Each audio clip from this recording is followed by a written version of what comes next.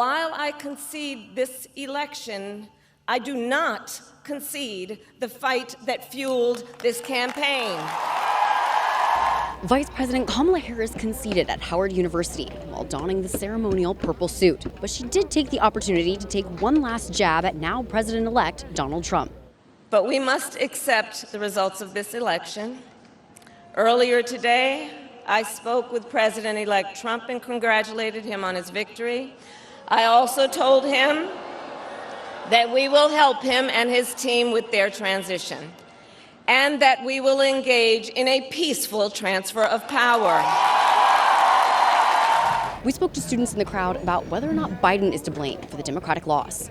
Biden should have stayed to his promise saying he was going to be a one-term president. I believe maybe if he would have stepped down sooner, if he would have stepped away from the election sooner, she might have had an even more chance to win. I feel like if she would have had more time, she maybe could have had a better chance. But you know, hindsight is 20/20. A lot of people didn't like his policies when he was in office. I would agree that maybe he should have stepped down sooner so Harris could actually implement herself into it. It's a little tricky because I did think he was a better candidate than Trump once again, but I do feel like he could have went about leaving presidency earlier, and that her being a part of his administration was kind of like a weight on her back that she had to carry and to prove a narrative. If she was released from that, I think the outcomes would have been a little bit better. If we being for real, in my opinion, she was kind of running on his ticket in a way and not her own ticket. He could have did a little bit more, when he stepped down in the summer to promote her a little bit more.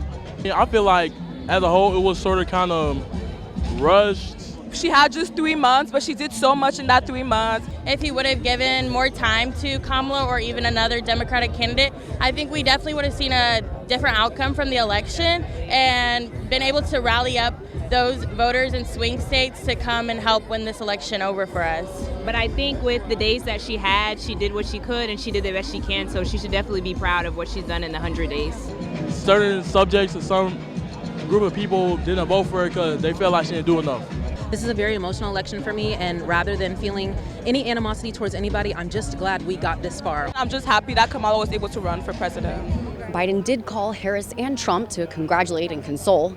He says he does plan to address the nation on the election. From Howard University in Washington, D.C., I'm Amy DeLaura for Washington Examiner.